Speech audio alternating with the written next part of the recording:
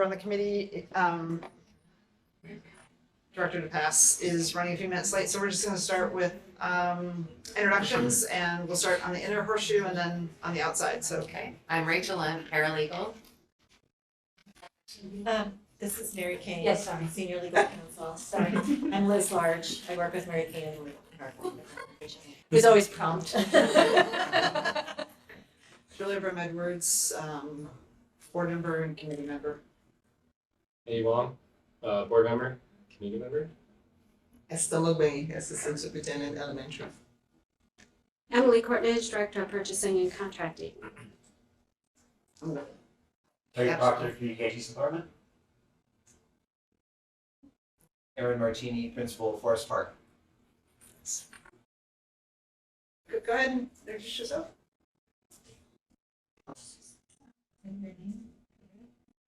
This is Vera Fleischman, student at Kelly Elementary, Russian immersion.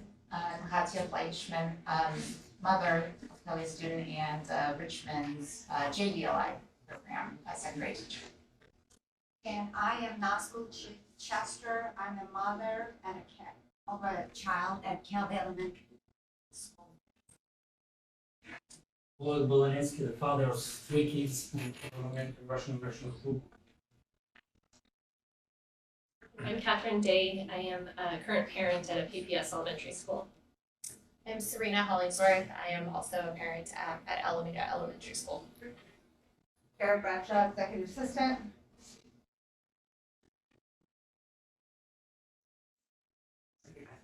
Okay. Okay, welcome everybody to the committee meeting. So we're first going to start with policies that we have out in public comment. Last night at the board meeting, we had first readings or the introductions of the diversity in employment and the naming of school district policy property. And those will both be open for 21 days, and if we receive public comment, we'll consider that in the committee. And if there's no comment or no suggested changes, we will have a vote or on the second reading or adoption of the changes at the next board meeting after the 21 days, which I think is November 7th. We also have an additional policy that's out, the class size guidelines and school staff allocations. And we have received a fair amount of comment about it. And I did ask for some data, and I don't know that Roseanne's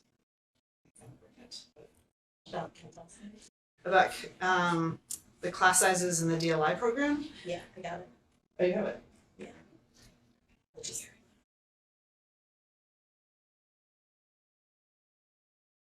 So just as background on this policy, we had a very basic one-line description of class size staffing and added a sentence to conform with our current practice now, which is that DLI and focus programs that have a lottery basis will have similar staffing to neighborhood schools. And we received a fair amount of comment, specifically, and one of the reasons we did that is currently what had been understanding that most of the schools in the district, the principal set the staffing for all the schools and classrooms was set centrally using the staffing guidelines. And that for some schools, the principals had been setting the staffing levels and the class sizes, and that what this policy will be doing is this last year and then the previous year and this year, those programs have shifted to be staffed centrally using the staffing guidelines that we use for all other schools, that they'd have a similar level although it's a little bit of an art and a science because it's not, the classes aren't gonna be staffed up until to the upper limit. And what we see sometimes in immersion is that the numbers in later grades go down. Just because for a variety of reasons, either family's moving and often you can't have students joining an immersion program in later grades unless they're a native speaker. So it's essentially was just adding to the policy to be clear that we have one sort of staffing policy for the rest of. Sorry, I'm late. Loaded some visitors. And so some of the comments we received, specifically around, middle schools and immersion, centered on the class sizes, and so I have some data on the class sizes at Kelly and how they're staffed, and one of the complications is, for Kelly, as it appears, is there one strand per grade at Kelly Yes, in for neighborhood and the immersion? yes. Looks like there are 2 neighborhood streams. 2 neighborhoods and 1 Neighborhood strands One immersion. and one immersion strand, which changes the just dynamics of, you have less flexibility to smooth out, and that's true at all our neighborhood schools that only have one strand, so you have less flexibility, certainly with if you have 3 strands or 3 classes per grade, it's much easier to smooth it out, but with one, it's coming and goings have a big impact on that one class. The second issue is, that was raised, is that students in immersion programs, if they're not native English speakers, might need additional resources. And I had a conversation with, as is usually too, with Dr. Franco, is that, please jump in, that those students who aren't native English speakers, there is additional funding for ELL students that comes into the schools. But that's different from It's the, not for staffing, but there is, yes, but that's different. So you have the ELL and then you have the kids who are learning a second language. Those are 2 different strands. So your English, but the students who are in the immersion program, who they're learning a second language. We need resources for them, and some of them get resources, others of them have to be creative. And Kelly happens to be one of those schools that has to be creative, just because of the Russian. I think her question is, if the second language is English, are there ELL resources? there should be, Yes. should follow the students, Yes. Yes, which is decided by the principal. it's decided by the district based on the numbers of students, and then But what interventions, and you should jump in since you're a teacher, Yeah. that the district would send resources based on the number of students, ELL students, and then at the school level, the principal made decisions. right, based on the levels of the ESL students and the resources they have. So you have some that are don't speak English at all, and then you have others that, as the year progresses, or as they move from grade to grade, they acquire a little bit more English language. They still need the resource, so you have a distinction between ESL and ELD, but they get resources. So there are resources for students, okay. Yeah. So because the part that I was unsure about is the ELL resources provided because it's an immersion program different than non-immersion? So an immersion program means that you're acquiring a second language, so you get the resources for Right. that. ESL, ELD, Coming in as an English speaker, getting Spanish, right, Japanese. right, you get the resources, you already have a base language. Mhm. But for your ESL and ELD, you're actually trying to learn the language, so there are certain proficiency levels you have to hit, and the resources are designed to help you get there.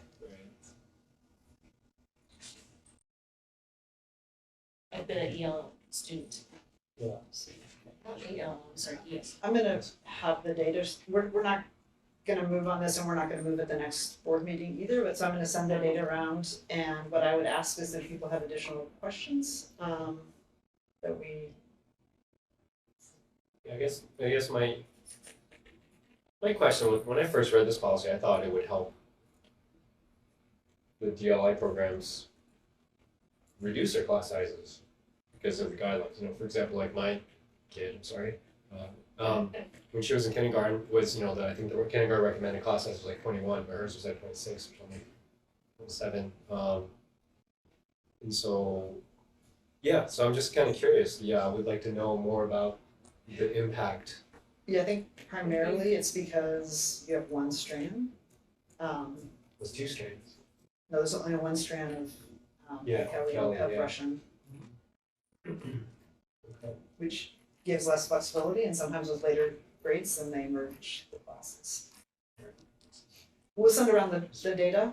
Okay, yeah. That'd be helpful. And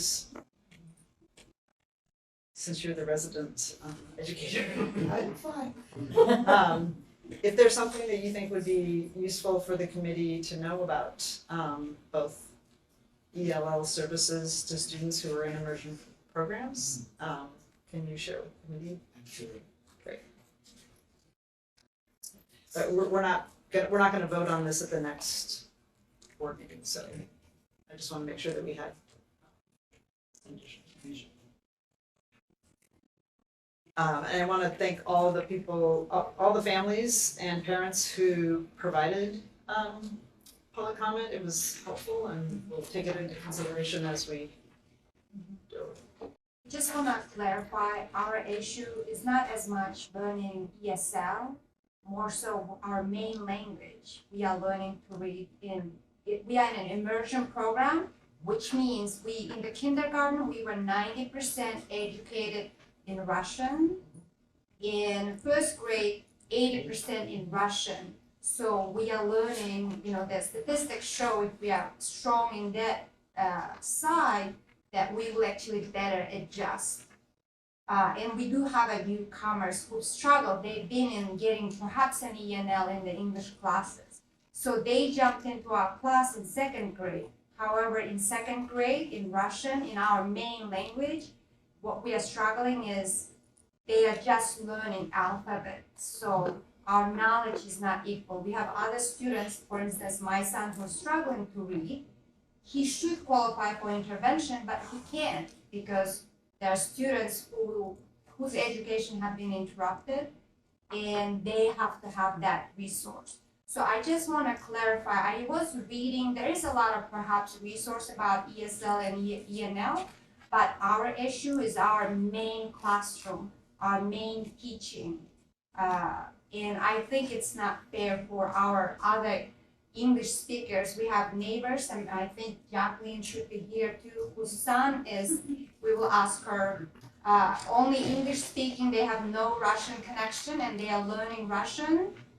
However, at this time, it will be sad, Gus may have to just leave the program because he's not successful among 31 students learning our main language, learning in the classroom. So not as much an issue. I feel like if our main classroom is strong, our integration with ESL and all the other part, goes smoothly.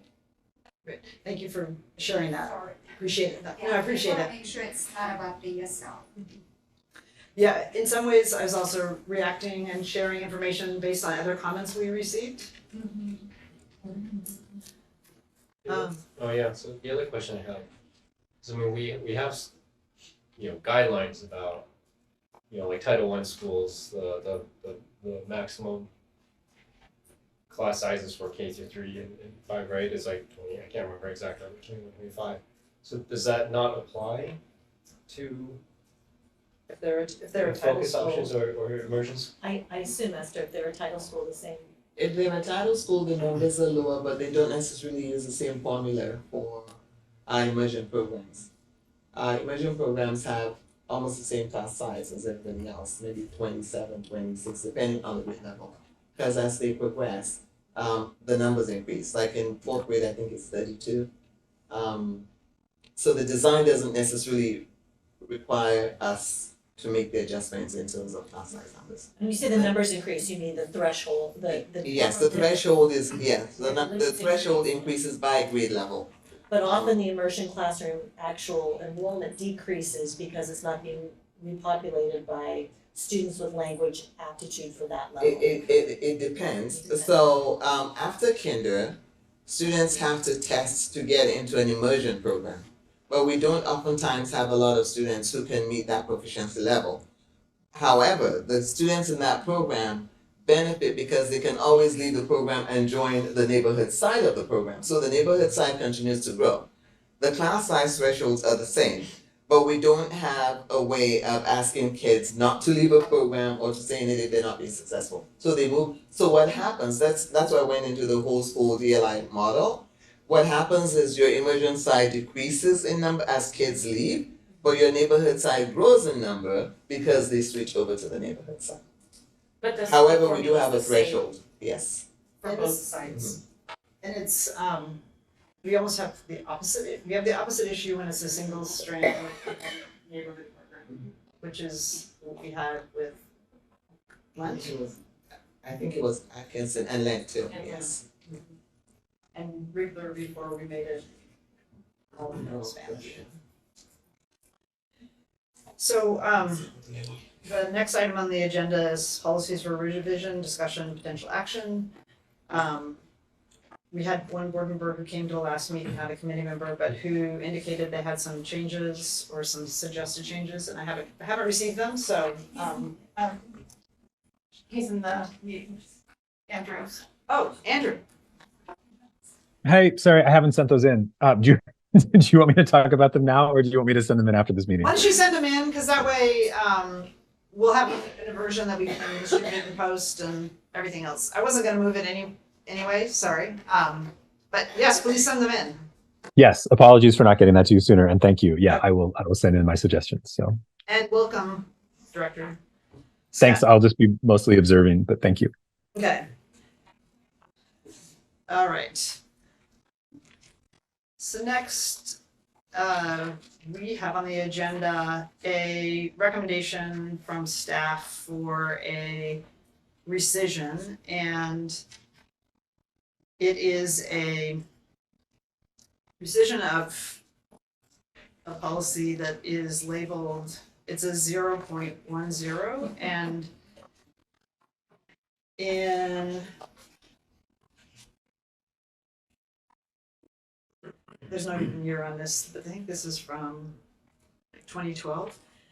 They created a strategic plan and they dropped it into a policy. It's got it's pre-2005. Oh, Yeah. okay, Yeah, it reads very 2005. thank you. Yeah, I'm saying, when I was reading this, I was like, Yes. a little 20 years ago. Hey, a reasonable remark. That was, It references telephones, no, I'm just kidding. So since this is since this time in 2017, or 18, we embarked on a strategic planning process, and we had to set guiding principles, we have a new mission. So this is very dated, and you wouldn't necessarily put a strategic plan in a policy format, so the suggestion is that we rescind this policy. And we have a current strategic plan. We do, and we don't need to put it into policy.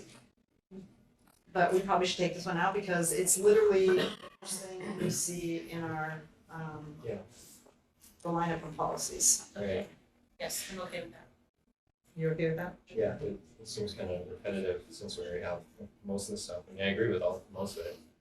We already have that everywhere, so, And we have different goals now and, right. okay, so we can send that to a first reading to Yes. rescind that policy. Next we have a number of policies that, I'll talk about them just generally. We have 3 draft policies that we are going to discussed today, or just have an overview from staff.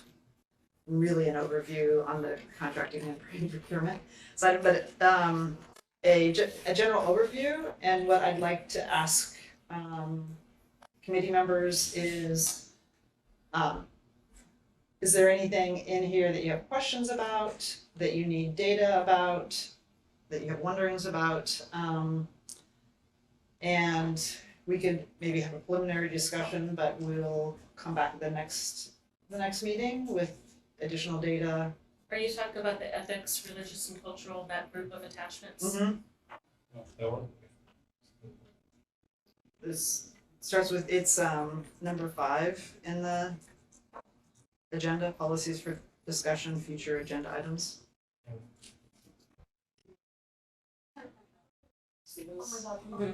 Yes, purchasing, contracting, religious holidays, Okay, I'm gonna, equitable private funding sources. Yes. Good question about that. Contracting? I mean, it just seems like most of this is just keeping up with inflation. so what we're gonna do is, on each of these, I'm gonna ask staff to do not a section by section, especially this one. A broad overview of what the what the elements of it are, what the changes are, and why they are, and same thing for the ethics and the religious holidays. Emily, if you would present, there's some changes that are either required or to update the statute, and then there's some other ones for our consideration, and they're color coded correctly. And what I did in the red line is just highlight those that are updates to discretionary rules not based in statute or attorney general. So if you'd like me to just give an overview of what we have here. So I tried to lay out in the staff report. I'm sorry, could you maybe back up and just because it may surprise people that we have this big thing to. Yeah. Yep. So just generally, what is it? We do this every couple of years. What are the public contracting rules? So public contracting rules that govern how we procure goods and services and construction and architecture and engineering are all tied back to statute. In Oregon, those are the ORS 279 statutes. And we're required to follow those statutes. There are also a whole set of administrative rules sort of expounding upon those statutes, and those are the Attorney General model rules. We, of course, comply with the statute in our rules, and we also try to adopt pretty much wholesale the Attorney General model rules, as other agencies do as well. It creates consistency across agencies, consistency for contractors. And then there's a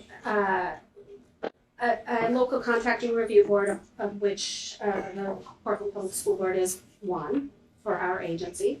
It is the contracting review board for our agency. Has discretion to adopt some unique rules to meet the needs of its particular agency.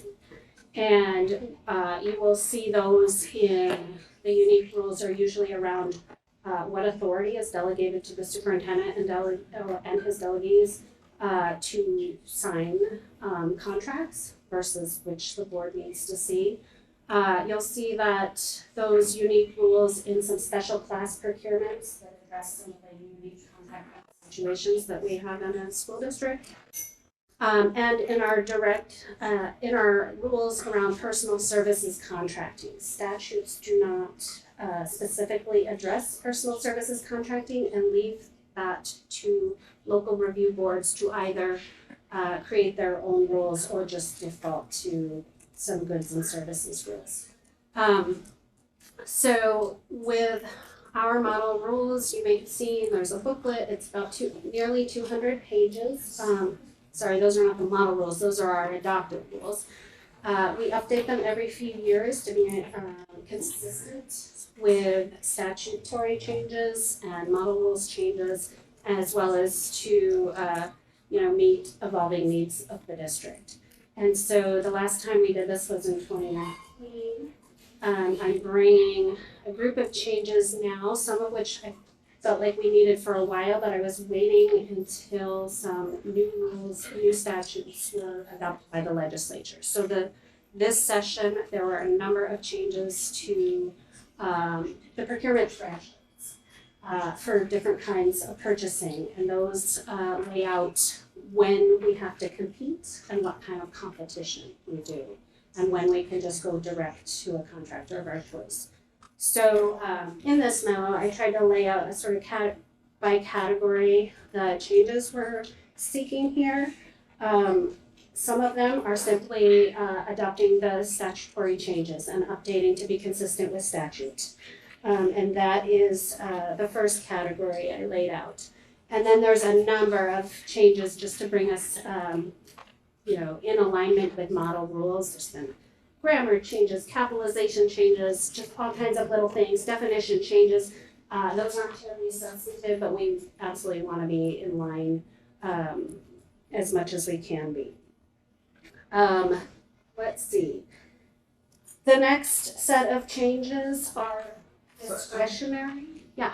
I'm curious, and you can tell me if this is part of what you're about to say. But on contracts in which it's not like a competitive, it's like a sole source. Are those being like, what categories are those in? So a sole source contract could be a goods and service contract. Rarely construction, would rarely see it there, but it's usually goods and services, and that is a separate statutory and model rule that we also have adopted, but that is a justification in compliance with the statute and the rule and some paperwork around it. But you see sole source definitely in the basic goods and services. And is that for when there aren't very many vendors or suppliers in that particular area? It's for when the good or service required is available from only one source. Only one source. Yeah. And then how does that differ from direct negotiation? Direct negotiation is for personal services. So personal services, as opposed to regular goods and services, are services that are unique to the person. Some agencies call them professional services, but they're going to be like your doctors and lawyers and accountants and your counselors, various kinds of consultants, tutors, like services that require a very unique skill set and have a lot to do with the person involved. And I think I laid out in the memo the definition that comes straight from our rule. We say those services that require specialized technical, creative, professional, or communication skills or talents, unique and specialized knowledge, or the expertise of discretional judgment skills. So they're not, you wouldn't call, think about lawyers for a minute here, you wouldn't say they're all interchangeable and one is as good as the other as long as the price is the same, right? So they're unique to the person and a unique skill set. So professional services, and Julian, Director Brahma, words if you'll remind me of going back to your question, where does direct negotiation fit in? Okay, so direct negotiation is, it's permitted currently for professional services, personal services under 50,000, 50 and under. But it is also permitted for various categories of services even above 50,000, when those are very unique kind of services that are really not subject to competition. If we, want to work with a medical provider to work in our schools, like medical services are usually not the kind of services that you would go out and competitively procure, or one-on-one nurses for some of our students pursuant to their IEPs. So Did I answer the question there? I think so. And sorry. No, that's fine. I'll So there are those statutory changes and model rules changes. Then there are a couple discretionary changes. One is to raise the board approval threshold from 150,000 to 250,000. So for the last 12 or more years, the board has looked at every contract over $150,000 and had to approve that before we could sign it. I am suggesting it should be changed to 250 to be in alignment with the new formal procurement threshold. So that's the threshold at which we must procure by an RFP, request for proposals, or invitation to bid.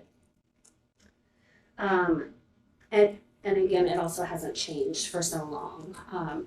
So that is the first one. The And that second, would be for any type of contract under 250.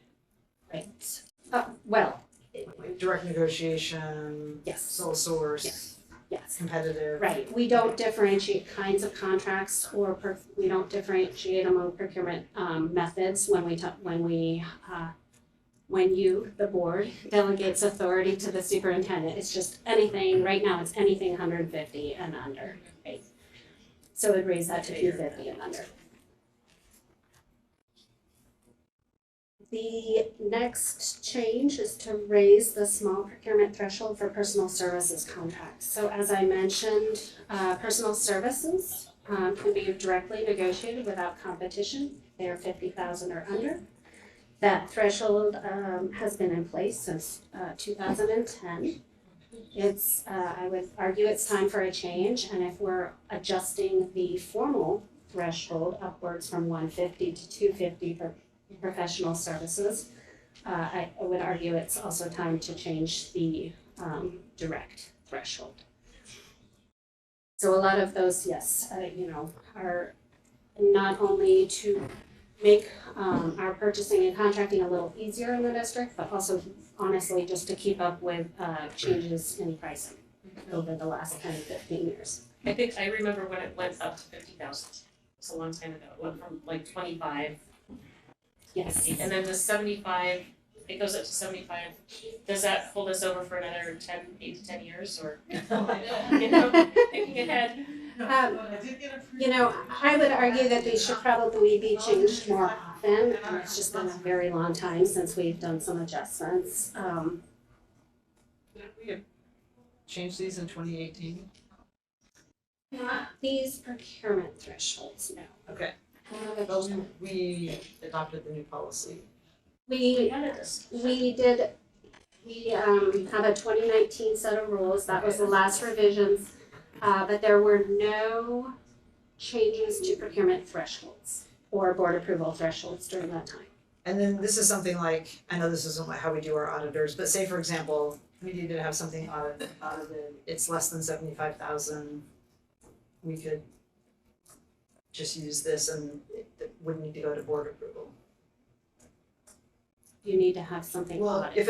if it fits the small procurement threshold, if Yeah. it's something like just a personal service contract, it could just.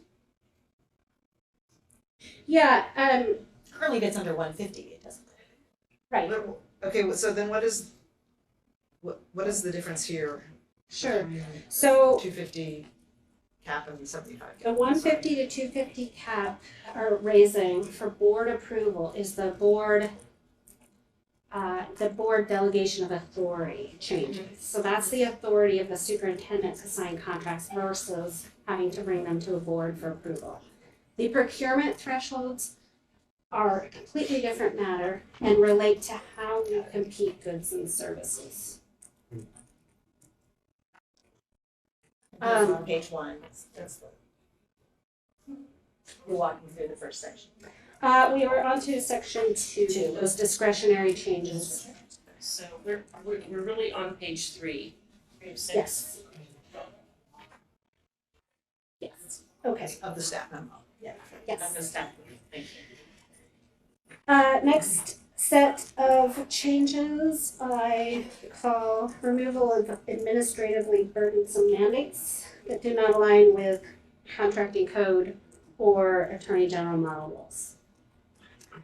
And so the first is a removal of an amendment cap for personal services contracts. We've had sort of a strict cap on amending personal services contracts for quite a few years now.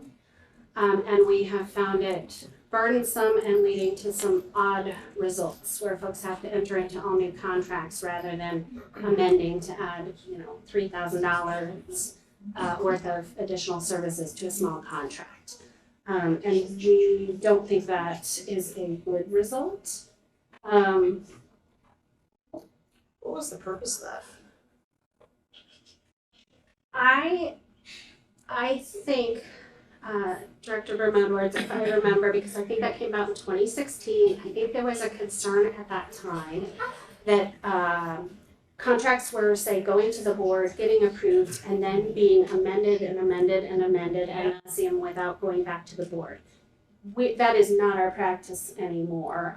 If something goes above what was approved by the board, and it wasn't one of those that the board could be amended for several years with a maximum amount. If something goes to the board, $200,000, and I get an amendment in hand for $60,000, I make that go back to the board. And so that is our practice. So I think, if I remember correctly, that was a rule put in place to satisfy the board that there wasn't sort of ad nauseam amendment and additional years and years and years onto contracts that they had already produced. Of course, in most cases, that's not going to happen anyway because those contracts are subject to a public procurement process that limits the number of years a contract can be amended.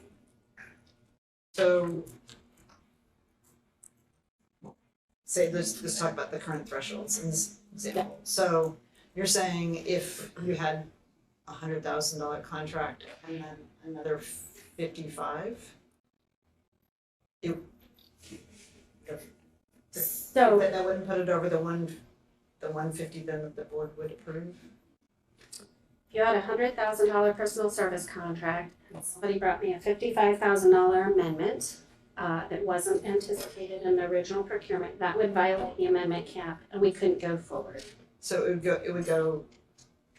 would get kicked back and the contract manager might want to just initiate a new $55,000 contract, which if it's the same scope with the same contractor, arguably is not best practice. But if you didn't have the amendment If I didn't have the amendment cap, it would go to the board for approval because now you've hit over the board threshold. So you're saying, we do sometimes get contracts that weren't originally over the amount, but then come because they go over. Yep. You're saying you're recommending those not come? No, they still. Whenever amendments cause something to hit the board approval threshold, it'll go to the board. But if it's a whole series of ones and they're still under the threshold, who cares? Well, you'll never see. Right, no, but Yes. you don't have to do it. You don't have to do a whole new contract, okay. So, and I think I wrote in here, but where we find the amendment cap incredibly burdensome is so many of our small contracts out of schools or small PD contracts add a couple sessions, you've hit that threshold and you can't go farther. We tell people, sorry, you can't amend. And so, new contract.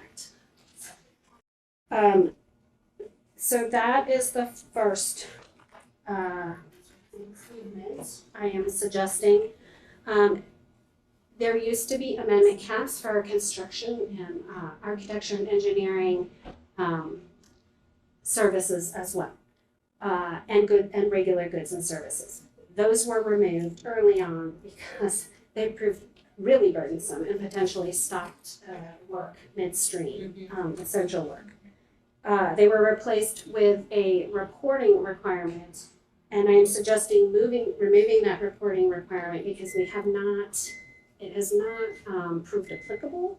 I've reported, maybe 2 contracts under this in all these years.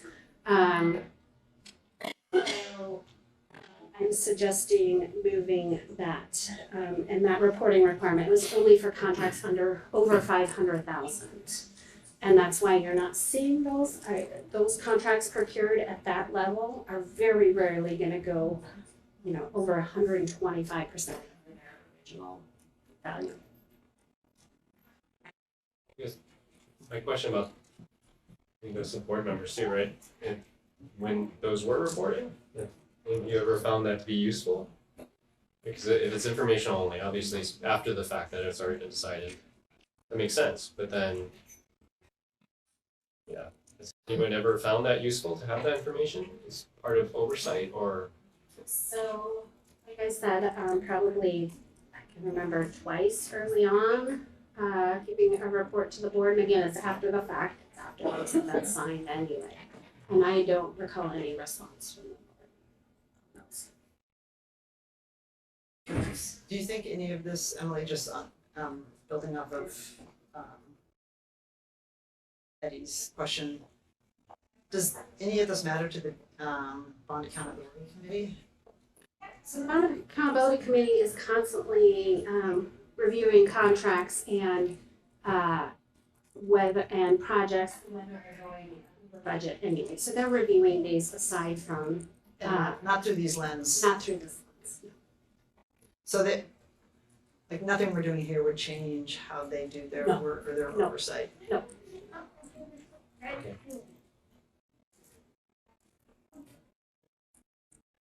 Okay, so on to the section 4. There are a couple of revised rules delegating authority, contract signing, or other authority to the superintendent. And Liz, I believe you suggested of these. Yeah, You want to talk briefly about those two? Sure. So we on occasion encounter a contract that the district is entered into, but not with district funds. So it often comes into play in a field trip that's funded by fundraising or student fees. But the district ends up being the contract signer. So there's the concept behind this is the board is approving the expenditure of district dollars over a certain amount, and district dollars are zero in these contracts regardless of the amount. And so it's a different animal. And so that's the basis of the suggestion to delegate those to the superintendent. They still go through all the review processes, but it's not a board action. The second is just to bring the offer of judgment rule in line with the other settlement thresholds that were raised for general liability claims or workers' comp claims, 25,000 to 75,000.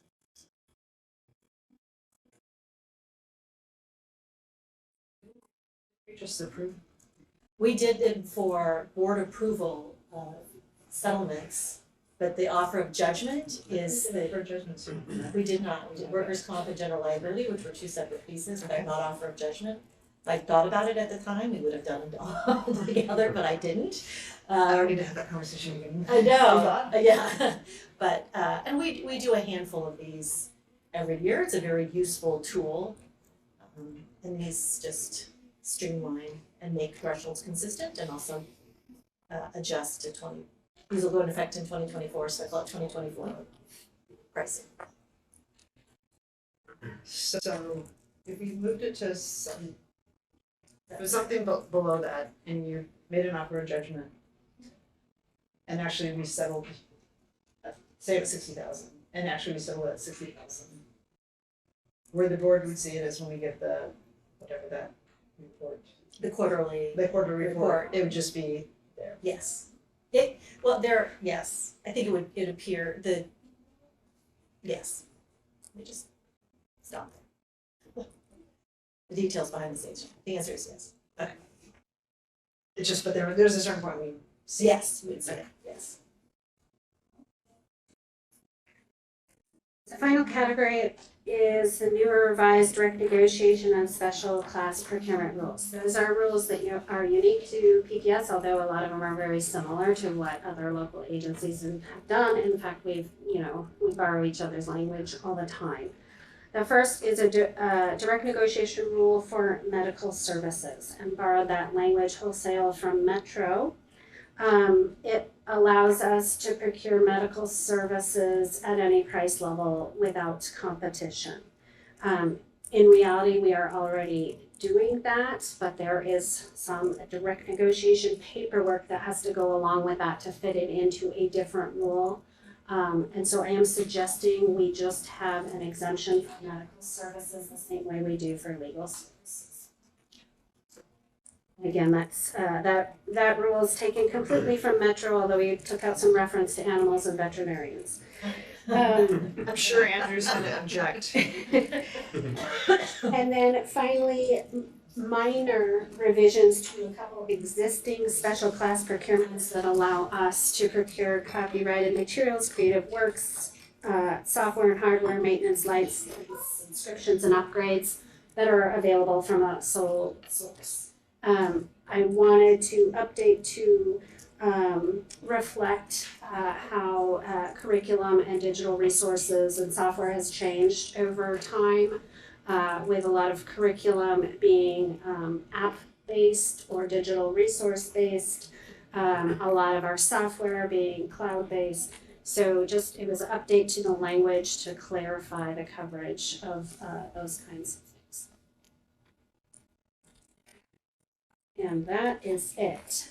And again, I think, Emily, the split right now is between sort of like textbooks, paper materials versus subscriptions for online materials. It's very much grown on the side of subscriptions and online materials. Many fewer textbook orders than we used to have. Textbooks, by the way, are fully exempted in statute, actually, from the operation of public procurement rules. But unfortunately, they haven't updated the statute to recognize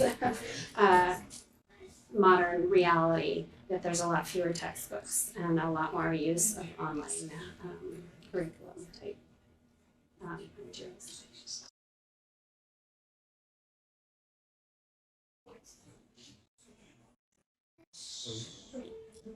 Anything else you want to highlight? No, I mean, I'm excited about these changes. I think it'll make our processes easier, bring us in alignment with others. I know my colleagues at the other public agencies, my public procurement colleagues are all scrambling to make similar updates in light of recent legislative changes. So, hopefully we can streamline our processes and make purchasing and contracting a little easier. Great, thank you. Like the copy Metro stuff.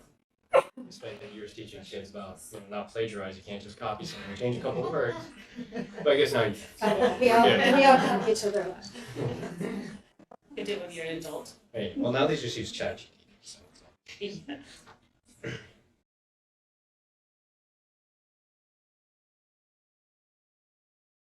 So, Speaking of Metro, Metro's procurement is really interesting because they have the zoo and animal feed. Veterinarian rats. Crickets. I had a somewhat separate question, and I don't know if do we have other contracting policies? I forget. So we have a policy that governs delegation of authority from the superintendent down to me and other people for signing And we have an contracts. equitable contracting. And we have equity in public purchasing and contracting policy and 3 related administrative directives. And actually, I should say the delegation of authority is not a policy, that's an administrative directive. And real estate is outside of these. Yes. Yes. So I had a question, just because we've gotten more of these contracts recently, and they're mainly in the space of OSM or the facilities, and they're up to $1 million, like we're gonna procure electrical work, say, or pick whatever the service is, but they usually are in that space, and there may be 3 or 4 vendors. Yep. And it says up to $1 million. And they come to the board because it says up to $1 million. Do we actually track how much we spend off those contracts annually? And the reason I ask is those are often where we have certified business contractors, and I sometimes wonder, it's like, do we use $10 a service from this one up to $1 million, or the other one we used $1 million, and so I'm curious about. Yeah, we could pull data. We definitely do track. Though you've seen a lot lately of the flexible services contractor pool contracts. Is that what they're called? Flexible services. Job order contracting model. So you get you procure by request for proposals, and the proposer provides their qualifications to do the specific type of work, and their labor rates. And then we create a pool of contractors sort of on call to do that work, get them on under contract up front, so they're ready to go whenever any work arises. They're designed for contract scopes that are under 100,000. So, if you have an HVAC pool, something breaks somewhere, you can quickly reach out and get that work done. And the way the FSCPs work is that you rotate down the list. You do a randomized list and rotate down the list, go to contractor at the top of the list, can you do this work for us now? We need it Wednesday. If not, go to the next one, and then just keep randomizing the list, and the pool lasts for 3 years, and then we would re-procure. So you've seen a lot of those lately, and the reason that up to $1 million is sort of the maximum amount we possibly could imagine spending in the 3 years on this contract, but very unlikely to go that high. And payments are all tied to specific contracts, so Yes. that's so you can track. Yes. Yeah. I was just curious about the process, but Yeah. it sounds like you would get a fairly even spend across the. You should, across I the mean, it pool. depends on a particular contractor's availability at a given time, but Yeah, that was my question would have been how, from a pool, how contractors are selected. But if they're rotated, then Yep. everybody gets an equal chance roughly they don't have to compete, but they get an equal chance to get the job.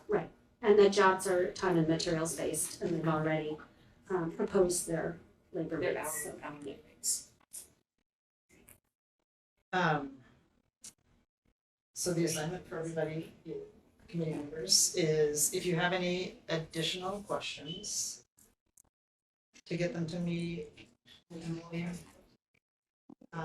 let's say by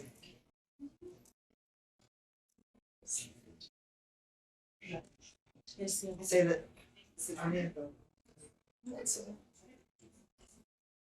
say the 20th, which is, gives you 9 days or so. So submit any questions, or I'd like more information about something, and then we'll see next time. I think I'll talk to non-committee members and just see if anybody has any strong feelings that they want to weigh in. If they don't, we'll potentially move it next meeting. If, again, I'll check with other. I appreciate it. It makes perfect sense to me, having worked, in procurement, to raise those thresholds and reduce administrative burden.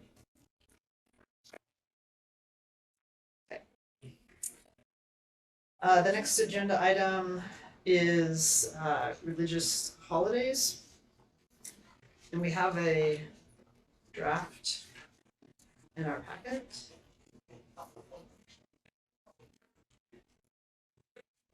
And 2 years ago, when did we do the calendar? Last year. I think it was last year. 5 years. Yeah, I might be wrong. But I think it's last year. So because of over the last several decades, we periodically have times in which school events get scheduled over important religious or cultural observances. And so last year in the policy committee, we had a discussion about what the calendar might look like. It came out of the board has to approve the calendar, and how do we designate some of those days on the calendar. And we went through a whole process by which we did it constitutionally of how we overlay the calendar, but it wasn't within the context of a policy. We have a policy. Did we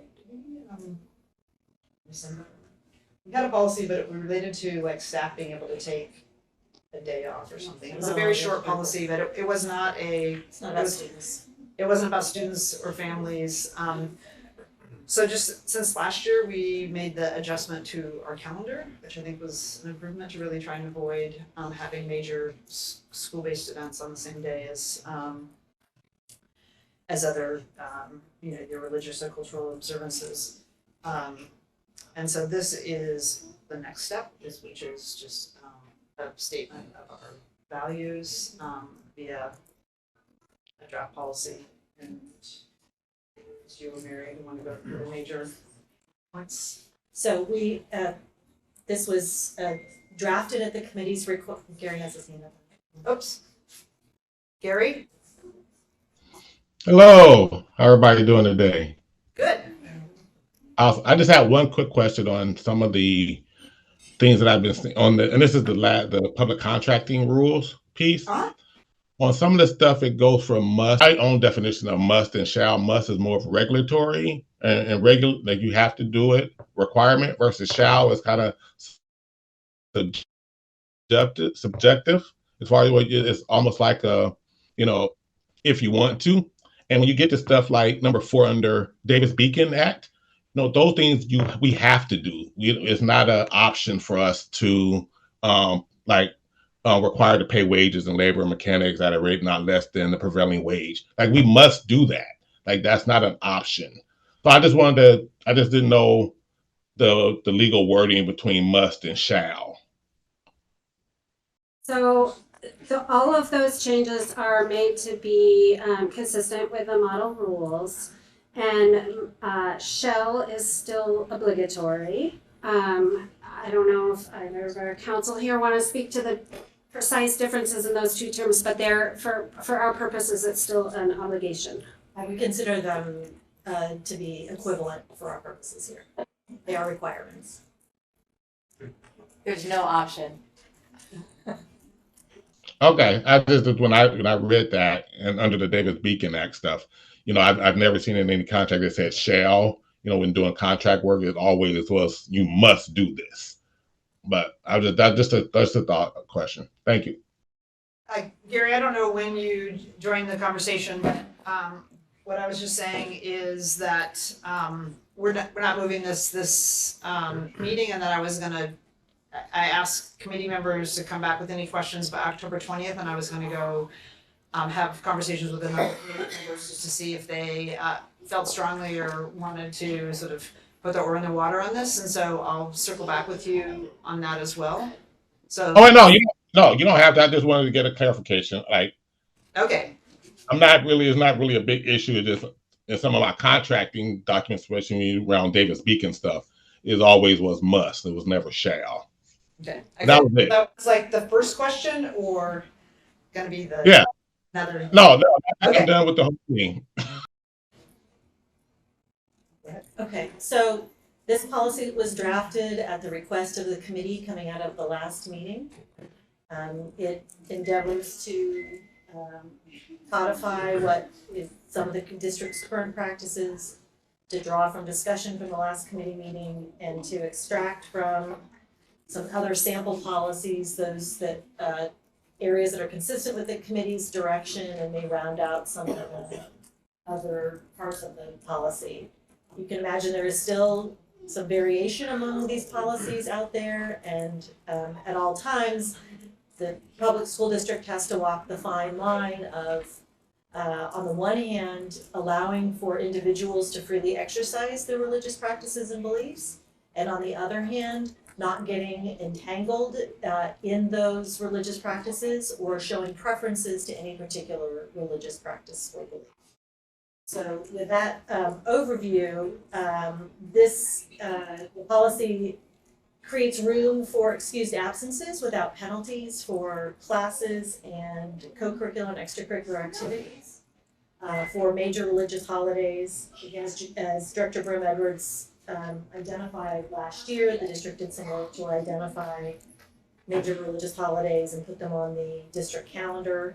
That is a tool to make sure that as whenever possible, particularly for district-controlled events, that grade level, which is an expansion in this policy to the last year's practice, grade-wide, school-wide, or district-wide events are not scheduled on those major holidays, even if it is not a state holiday or the district is open, but these other events, assemblies, back-to-school nights, or some of the typical examples. This makes clear that students are able to have excused absences for those events, that they're not expected to show up the next day and make up the work because they may have been, their religious practice may be something that extends well into the evening. They're not at home doing homework or preparing for a test, for instance. Some of again, this puts into a policy some of the processes already happened that may continue to happen about how to identify those holidays, and that the superintendent is charged with identifying them in a way that doesn't create the entanglement or the unconstitutional favoring of one religion over another. It also includes language to encourage the advocacy for non-district controlled events, that the district has an affirmative role in advocating that OSAA, national testing dates, things that we can't move, we help work with those organizations to get them to not put them on those identified major holidays. That's a high level overview. I really like the part about the makeup opportunities not being required on the day after, because I personally know a lot of issues that has caused for a lot of students. We took that from some of the sample policies. We also looked at a whole host of policies, and there's some that are really big Fairfaxes, really long, involved. So this is more higher level. Lots more flexible. Michelle, do you have any questions? No. It's nice to see the continuous movement.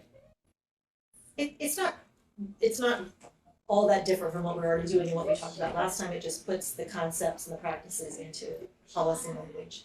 And again, add some enhancements as we found parts of other policies that again rounded out the ideas the committee has expressed.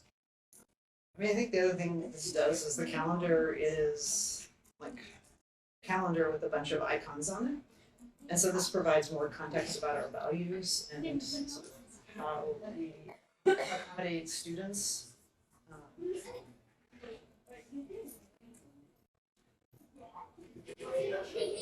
Director Hollins or Director Scott, do you have any comments? Nothing from me. Thank you. No. I want to give you guys the same opportunity with this as the other one. We're not moving it out today, but if there's something that comes up that you have a question about, October 20th. So the next item is a draft ethics policy, and in 2018, is that right? I think it was 2018. You are talking about the nepotism policy? Mm-hmm. So the board started a series of work, I want to say based on some recommendations that we had, that we have in policy, an ethics policy. And we did one piece of it, which was the nepotism piece. And then it was gonna be a series of other sort of nestled policies, and things just never happened. Or There were a lot of intervening events and discussions that are probably not productive to go. yeah, and one thing we did separately as a board, we actually agreed to start the practice of, which is now memorialized in number 8, which is annual training for board members. And then each board member certifies in writing that they've completed the training. Would you like to walk through the high level? Yes. Okay, all right, Mary says I get to do it. Thanks, Mary. It was too long ago, I forget. That's okay. I want to give Mary all the credit for doing the hard work on this, and then she was the one who really drafted it. But I'm happy to walk through it. So the policy intends to set high levels of integrity and accountability for employees and board members of the district.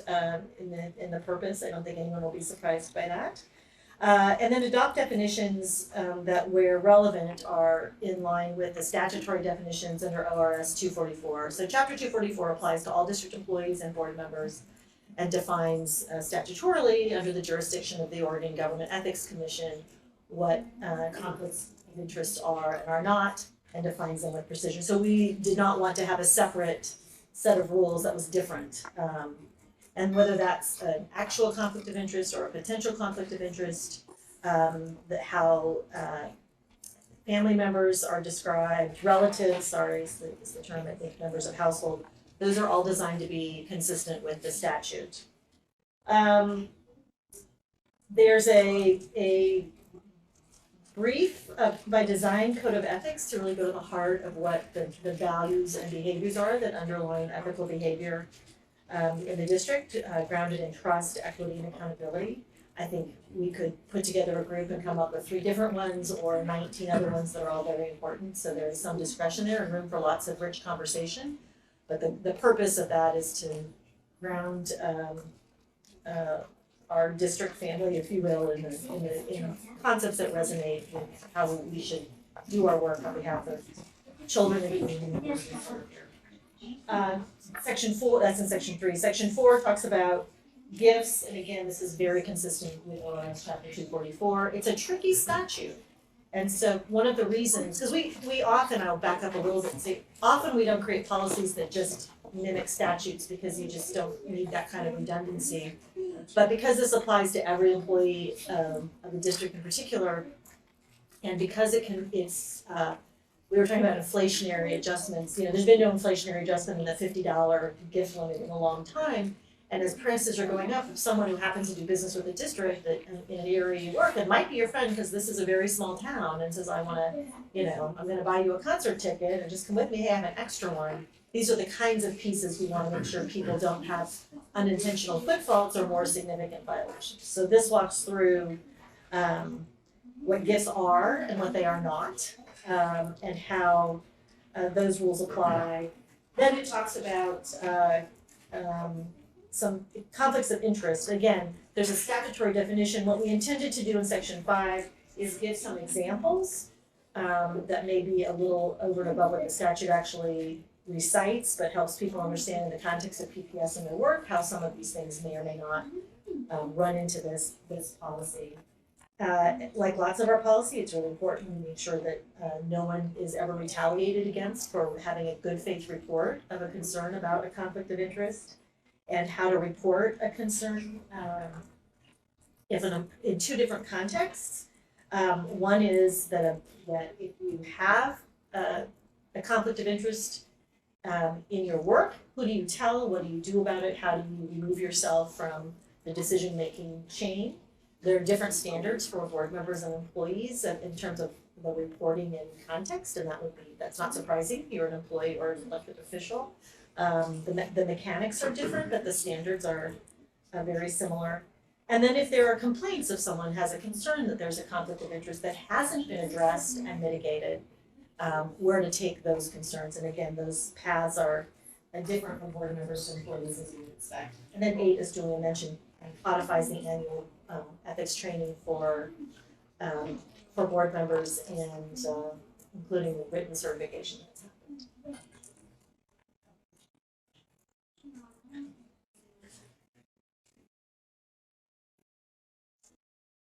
Any questions? I don't have any questions about this, not right now. Gary or Andrew, do you have any questions? No, not for me. Thank you. Nope. Actually, one quick question, so the limit right now for gifts is $50 a year. From a single person to a single person, Okay. $50 per year. I heard half that. Yeah, it's just on, the onus is on the recipient to keep track. Okay, same deadline. 20th? October 20th. And again, potentially based on what we hear, if there aren't a lot of questions or engagement, then we may note possible action, which means you could have a vote, but doesn't mean, we for sure will move it out. But we could, Will you socialize that with the entire board then? yeah, I'll do the same thing. Thank you for putting those policies together. Thanks to you guys for all your reading. So we have public comment and we have five individuals with 2-minute slots. And before that, I wanted to talk about the equitable private funding of school staff and sort of how the committee is going to sort of work through the process. The first thing we're gonna do is, so I asked, and I believe I got from one of you, any sort of data requests you have. But on October 17th, the full board has a work session on the fund for PPS.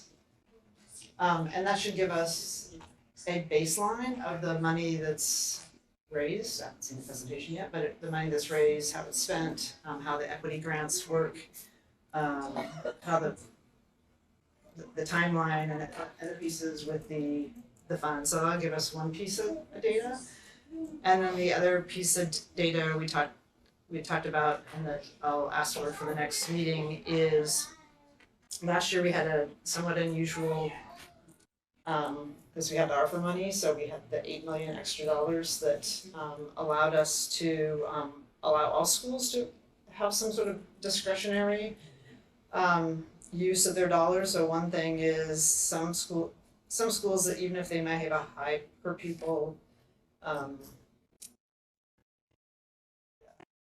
allocation from the district, they actually don't have that much flexibility because a lot of it's mandated how they're to spend the money.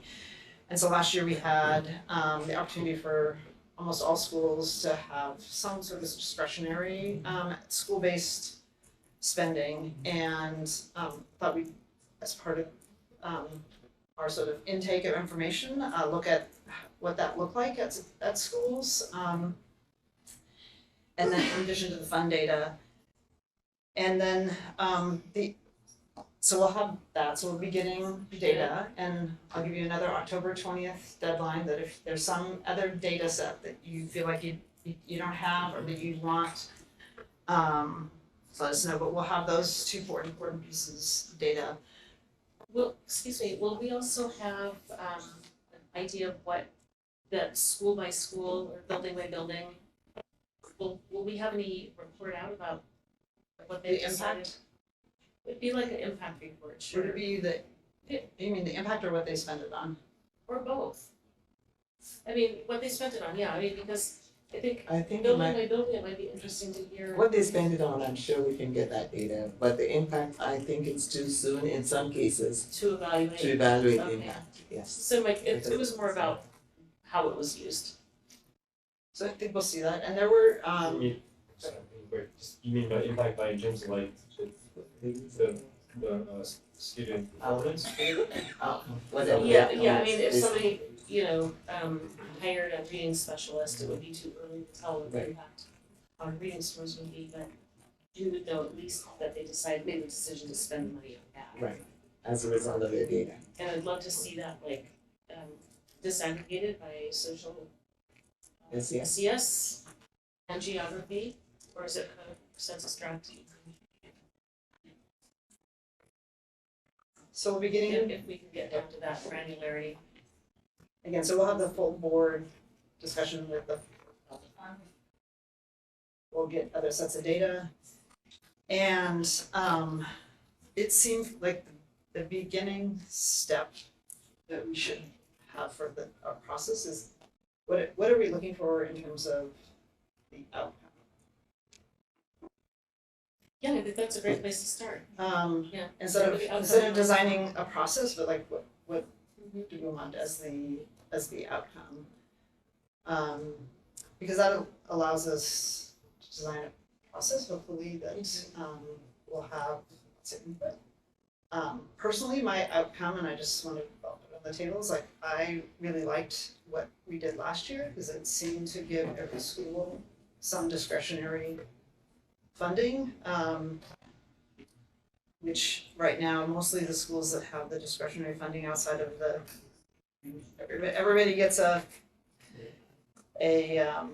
allocation based on the staffing threshold, and it just there's a formula and it spits out here's what you get. And when we've had either equity grants or other grants or foundation fundraising, there's some discretion for school communities to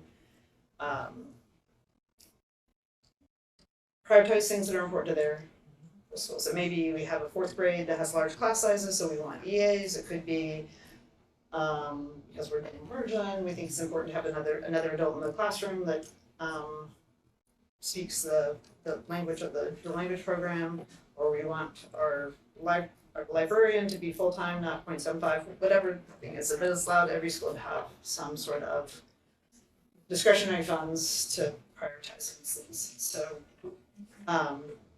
what I would ask of you, Eddie and Michelle, is to think about how you might think of like what would the idea end goal be? Not how we're gonna do it or the mechanics, but really like what is it? And we've all heard from lots of parents on all sides of like what is it that we are interested at the end of the day? Not that the mechanics, because the mechanics can be designed, I think, to hopefully to get an outcome, but what that might look like. So that would be sort of the future assignment. That's like a very much example of design thinking, where you start with a ball of clay, and that ball of clay has to become something. So you think about, ideate, like, what does it need to become? You're thinking out to the future, then you come back and the mechanical piece. So I like that we're thinking an outcome, envisioning. So from the two sides, I would say is what sort of data and information do you need? And then what might be here's the desired or the aspirational outcome. Does that work? Yeah. That's great. Okay. All right. And I apologize, I'm gonna leave in the middle of testimony because I'm gonna go to a PTA meetings. If it's your PTA meeting, you want me to be on time too. Kara, do you want to call the individuals? And there's 2 minutes, and Kara will set your. Okay.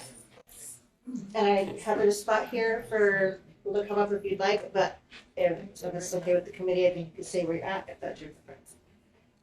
And we have Catherine Hugh Sasaki. Actually, can you sit here just so you're closer? Sorry. Thanks. Sit right there? Yeah, just right here.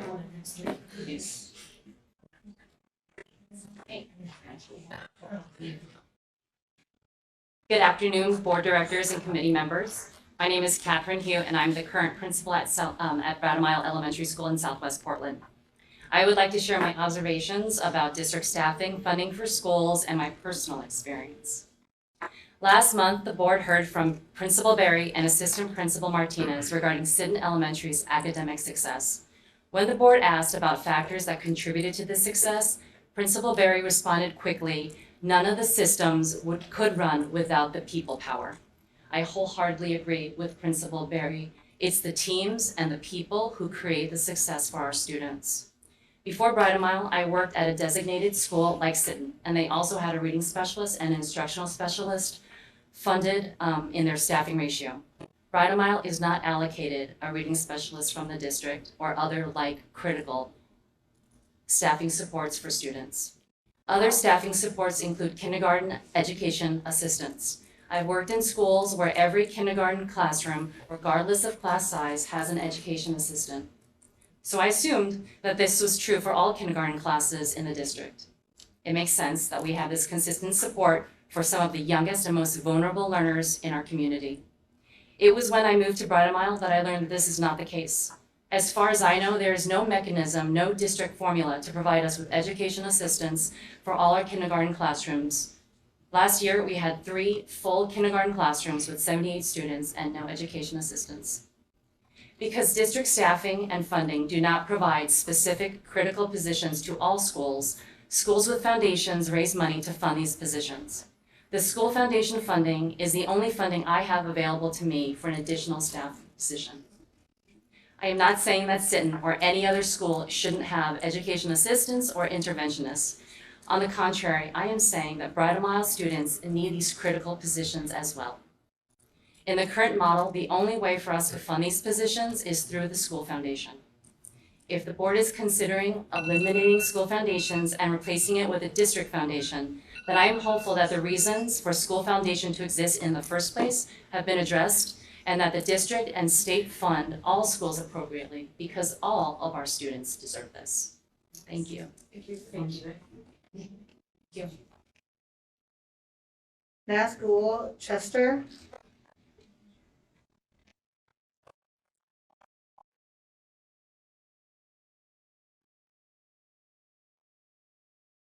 This is we brought the handwritten data for our school. Dear board members, my name is Nazgul Chester and I'm a parent of 2nd grader enrolled in Kelly Elementary School, Russian Immersion Program. I'm here to talk about the class sizes policy in immersion program. We don't agree that superintendent should decide classroom size and staff allocation at Kelly Elementary School. The 2nd grade Russian immersion class has 31 students, but the traditional English-speaking instructional classroom have only 21 students. PPS's racial educational policy states the district shall provide every student with equitable access to high quality and culturally relevant instructions, even when this means differentiating resources to accomplish this goal. However, PPS is contraindicating its own policy in our program. Our 31 students come from diverse backgrounds. About half of our students escaped war in Ukraine or newcomers. These students' educations were interrupted, and their parents are trying to get established in their new country. Some of the students are neighbors who want to learn 2nd language and immerse in a new culture. Some of us have been in America for an extended time, but we are trying to preserve and pass our language and culture to the next generation. We also have students whose families speak Spanish at home and students whose parents are Italian immigrants. PPS done impressive work developing these language immersion programs. However, increasing classroom size is going to destroy all that effort that was developed to do these immersion programs. Diverse as our background are, we share one common goal, which is to learn and preserve the Russian language. The Kelly Immersion Program is not only a place where our children receive education, but also a place where we connect with our people, share resources, and where parents can learn English or how to search for it. It's a place where newcomers and local parents communicate with and help each other. We are also providing, yes, sorry. We also provided multiple testimonies that our students have been rejected, so we had more people wanting to enroll. Thank you. Thank you very much. Thank you, and we hope that our members, board members will hear us and divide our classroom. Thank you. Thank you. Catherine Day?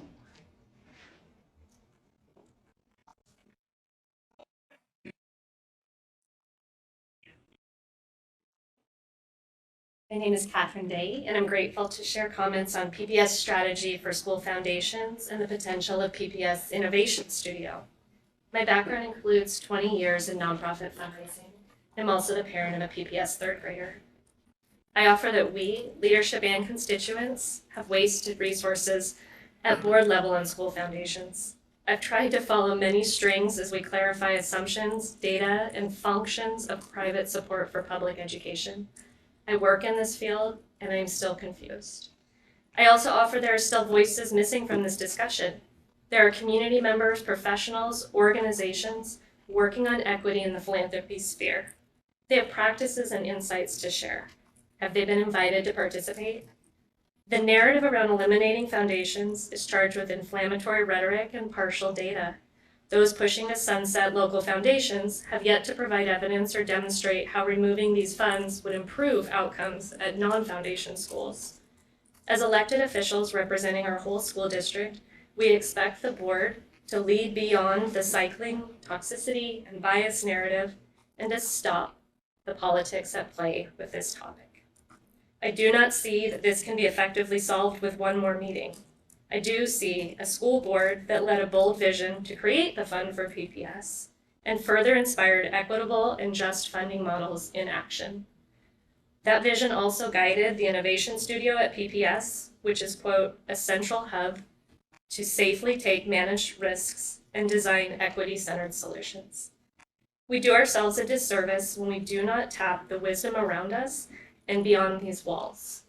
We do our students and our teachers a disservice when we fixate on a solution without understanding its total consequences.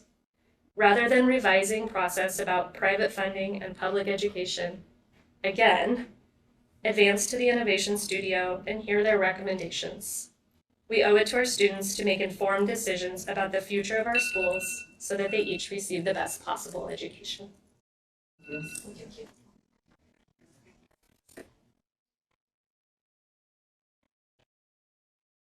With Ella Robinson Backer virtually.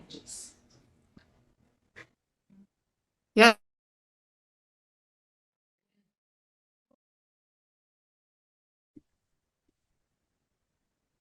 Hello, I'm here. Can you hear me? Yeah. Thank you. My name is Ella Robinson Backer. I'm a teacher of over 20 years. I'm also a PPS parent of 2 high schoolers. And I'm a first grade teacher at Alameda Elementary, where I have been for the last 16 years. Alameda historically has had incredibly high class sizes. I currently have 29 students in my first grade class with no help. The kindergarten teachers in our school consistently see class sizes in the range of 26 to 28 students in each class. Our foundation funds 3 EAs to help teachers meet both the academic and emotional needs of our learners. And in recent years, due to COVID, as you know, kindergarten students have arrived with greater need than ever for support. With loss of our foundation dollars, the 3 EA positions at our school would be eliminated, as well as our media specialist, who would become part-time. This would impact our emerging readers, losing direct instruction during library, as well as our upper grade students losing valuable instruction around online media and safety. The PPS equity model does provide more support to schools who educate a higher number of underserved students, and I think that the thinking around this model is appropriate. However, the only way to do that is to pull FTE from schools who don't have the same demographic, although they too have underserved students and high needs. Until the state fully funds our schools, we need foundation dollars to prevent other PPS students from bearing the injury. District-wide, the total money raised by all foundations is a fraction of 1% of the PPS budget. Last year, Alameda raised almost $117,000, of which more than $35,000 was transferred to the district-wide fund, and the remaining money paid for our EAs and our media specialist.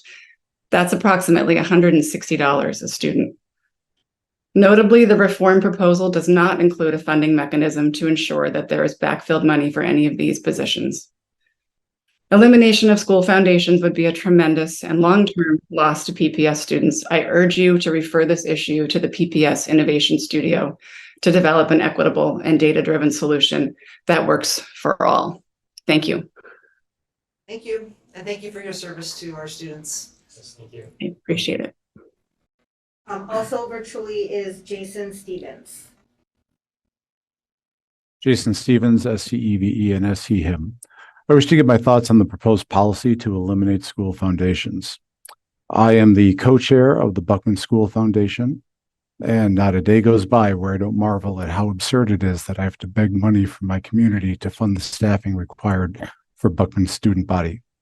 But this is the reality of living in Portland. And I know that any dollar that comes into Buckman's coffers will make my child's education just that much better. So my partner and I run the foundation, and we put in the hard work because we love our children and we value the school. But all the while, I think to myself, there has to be a better way. If you vote for a policy that calls for the elimination of school foundations, you must require an effective transition plan to replace the dollars that the policy change would remove. The resources are there.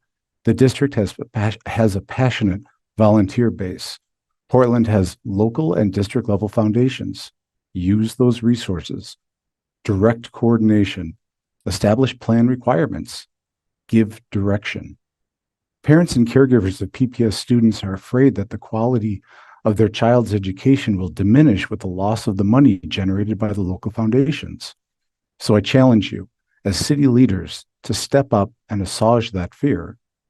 Chart a roadmap, establish criteria, set milestones, present to the community, revise as needed, implement and adjust accordingly. I believe there's a way that we can keep the local foundation dollars in the district. It won't be easy or quick, but it can be done. And it all starts with the plan. Don't eliminate foundations until an effective transition plan is implemented. Thank you. Thank you very much. Thank you. Thank you, everybody, for coming and commenting today and participating in the meeting and sharing your views. Also, you can email us if you have things that you didn't, if you were on the waiting list and didn't have a chance to speak. We're more than happy to review that, or you could submit also comments to the committee, and we'll just put them in the committee record as well. So thank you, everybody, and adjourning the meeting. Thank you.